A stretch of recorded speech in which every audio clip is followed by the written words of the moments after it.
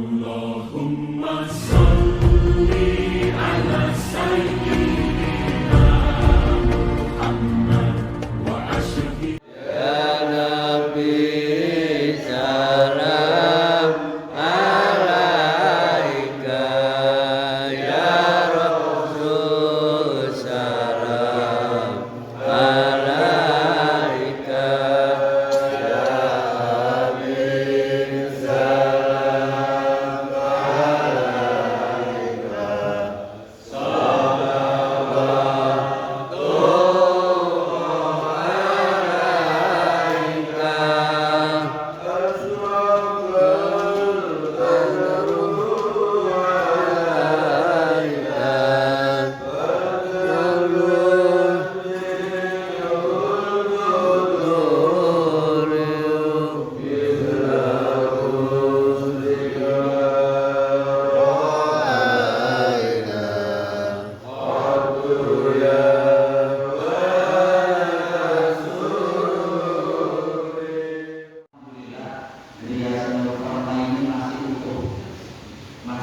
silaturahimnya masih kuat, bahkan acara-acara keagamaan masih berjalan seperti dulu. Kalau dari sekarang saya amati para senior-senior, para penggagas etis, kemudian saya kelilingi para baginda Rasul Nabi Muhammad SAW, sang uswah kita, suri tauladan kita, serta keluarganya, para sahabat, juga para pengikutnya, mudah-mudahan tetap terturunkan sholawat dan kita. Saya Nabi pada malam hari ini mohon izin ikut senang dan ikut mensukseskan acara kegiatan peringatan Isra Mi'raj perjalanan mulia Nabi Muhammad SAW yang insya Allah kelas SD kita itu baru ikut serta dan agak mengerti, bisa menerima bagaimana kisah mulia, peristiwa besar diberangkatkannya, diperjalankannya makhluk mulia yaitu baginda Rasul Nabi Muhammad. Alhamdulillah kita nata barang siapa yang duduk di suatu majelis di mana Nabi Muhammad Rasulullah SAW, bagi yang hadir, baik yang mendengarkan atau duduk diam saja, itu bernilai pahala. Amin Allahumma amin. Semoga nanti menjadi bekal kita kelak berkumpulnya kita malam ini, berkumpul pula kita di surga. Kita membaca banyak versi, tetapi intinya satu, bahwasannya terjadi perjalanan yang luar biasa yang berdasarkan akal sehat manusia itu sepertinya tidak mungkin.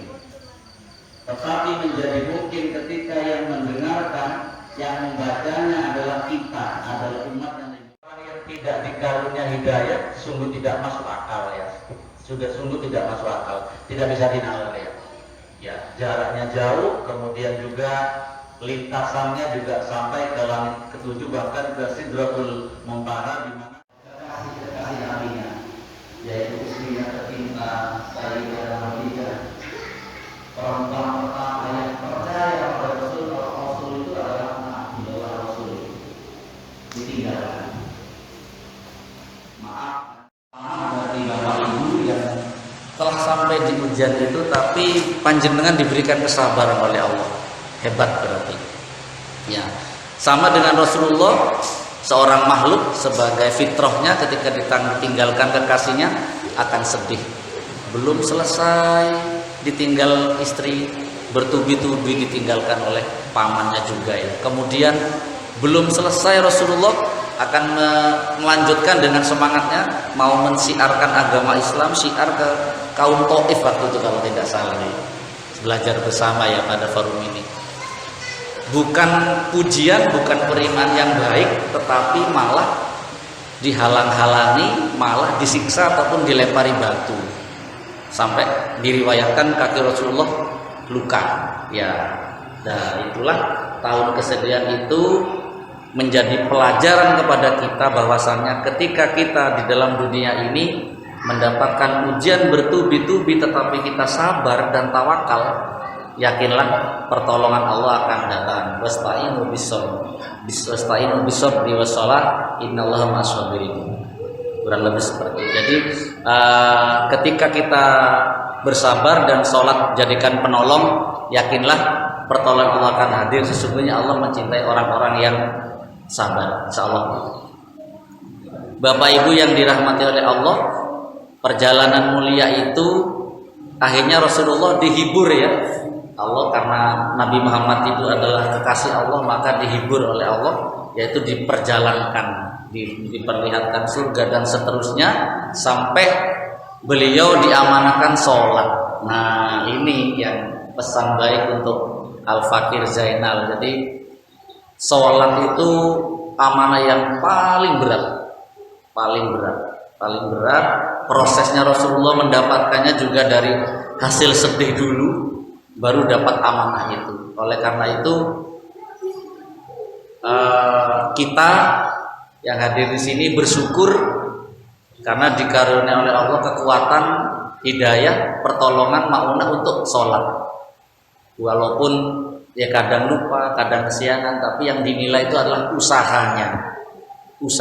Ya kalau bisa seperti para takmir, para ustadz-ustadz yang hadir ini istiqomah, amin Allahumma amin. Bapak Ibu, singkat kata karena sudah biar tidak terlalu lama, ada beberapa hikmah yang bisa kami sampaikan pada malam hari ini. Yang pertama adalah la yukallifullahu nafsan illa wus'aha. Jadi tidak akan pernah Allah itu menurunkan musibah, tantangan kepada hambanya melainkan hambanya itu mampu. Allah itu yang memelihara kita, pasti tahu ukurannya. Maaf tidak menyebut nama, di kantor saya itu ada seorang karyawan, putranya kecil kena kanker, baru gagal ginjal. Mungkin kalau putra saya tidak kuat mungkin. Tapi karena beliau sama Allah dinilai mampu, ya mampu sampai sekarang. Saya masih ingat pesan Ustadz dulu, kalau masih bernama umatnya Nabi Muhammad, jangan coba-coba mau bebas dari masalah, tidak akan pernah. Tapi sudah, kita harus siap, kita kodratnya itu pasti ada musibah, ada masalah, siapapun. Mau baikkah orangnya, sedang-sedangkah, mau takwakah, pasti akan diuji. Untuk apa sebetulnya hakikatnya? Karena kasih sayang Allah. Kalau secara hakikat, kalau di buku tasawuf yang pernah saya baca, mohon maaf kalau kurang sempurna yang saya baca, ketika musibah ujian itu ditimpakan kepada kita, terus kita sabar, kita meyakini bahwasannya itu kehendak Allah, kita akan kembali kepada Allah dalam kondisi yang pantas, insya Allah bersih. Tapi itu memang tidak sama tiap orang, termasuk yang berbicara ini. Mudah-mudahan kita semua dikuatkan oleh Allah. Itu hikmah yang pertama. Jadi pasti kita akan menemukan masalah. Hikmah yang kedua adalah ketika Rasulullah diserang oleh kaum Taif, dilempari, niatnya memberikan madu, dibalas tuba. Tapi apa yang dibalas oleh Rasulullah? Malah mendoakan. Malah waktu itu kalau tidak salah malaikat Jibril turun, ya Muhammad, kalau kau perkenankan kaum Taif saya hancurkan dengan gunung Uhud, saya timpakan. Tapi apa katanya Nabi Muhammad? Lah jangan. Saya masih berharap semoga keturunannya besok ada yang beriman. Dan benar ya yang menyampaikan Rasul ya. Akhirnya ada yang beriman. Artinya pelajarannya apa hikmahnya? Pelajaran bagi kita semua. Ketika ada orang dolim kepada kita, kita jangan pernah membalas dengan kedoliman itu. Yang baik adalah mendoakan, tapi berat ya. Saya pernah ikut pelatihan emosional question itu yang dari Kidanjar pernah, kemudian Ustadz siapa lupa saya, magnet energi. Itu saya pernah mencoba, ini berbagi ya, saya akan ketemu dengan keluarga sendiri malam ini. Saya pernah didolimi seseorang, kemudian saya ingat itu, saya coba doakan. Saya misalkan saya difitnah, naudzubillah min dzalik ya. Misalkan saya difitnah ngambil sepeda motor. Doanya harus dibalik. Ya Allah, mudah-mudahan si fulan tidak pernah difitnah mencuri sepeda motor. tapi mau angkat tangannya berat, kelihatan wajahnya. Tapi masya Allah hari kedua, ketiga, seminggu, tapi Allahu Akbar ya, masya Allah. Jadi Allah itu maha kuasa dan maha adil dan teliti dalam memberikan balasan. Lebih indah balasannya. Tapi katanya Ustadz yang pernah saya konsuli, kalau Pak Jainal masih bangga dengan itu, berarti tidak ikhlas, berarti masih mendoakan celaka. Jadi tetap doakan kebaikan gitu.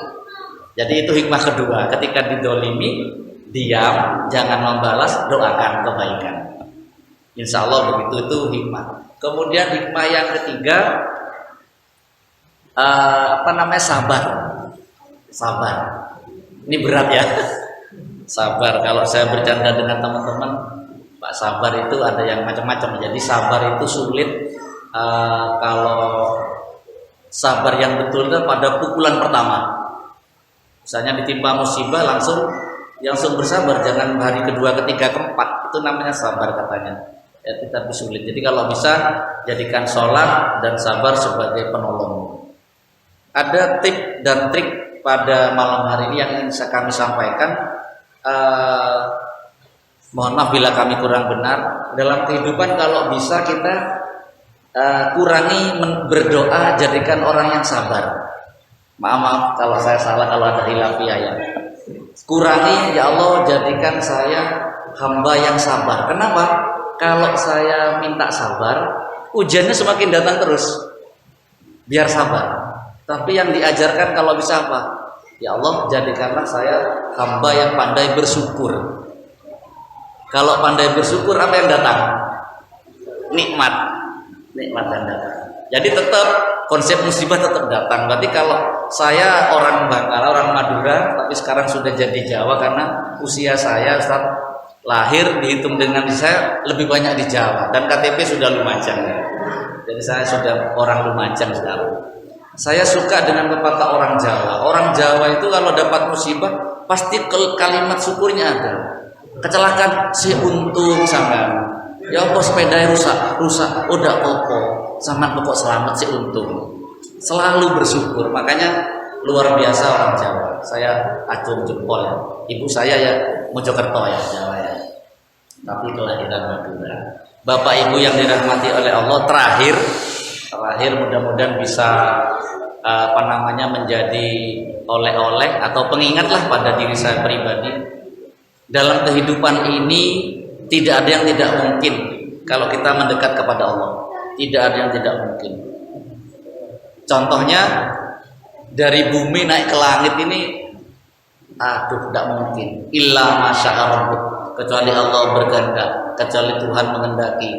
Kun fayakun maka jadi. Kun jadi maka jadilah. Jadi itu beberapa hikmah yang bisa kita petik insya Allah dalam peristiwa Isra Mi'raj. Semoga dengan kita sering rutin memperingati Isra Mi'raj ini semakin kuat kita untuk menjalankan ibadah sholat. Ingat kalau bisa tidak sekedar menjalankan tapi menegakkan sholat. Ya, menegakkan sholat itu ya mengaplikasikan, merefleksikan dalam kehidupan sehari-hari.